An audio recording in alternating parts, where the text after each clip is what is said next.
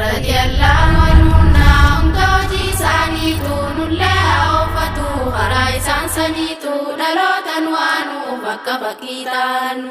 Radiyallahu anhum naamtooti isaaniitu nullaa oofatu karaa isaan saniitu dhalootan waanu bakka bakkii taanu. Urjii muslimtoota adii kajiyoota fagoorraa nu dhiiftan karoo saabota.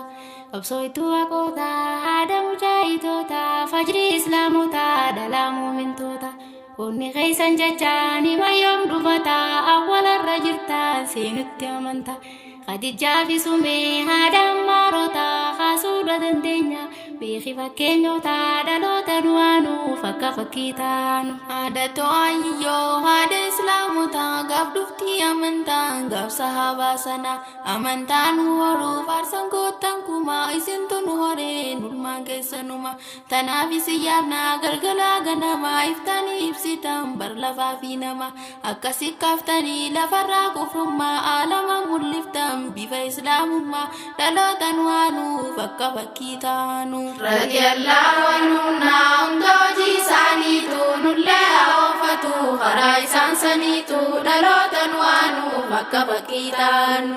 Radiyallahu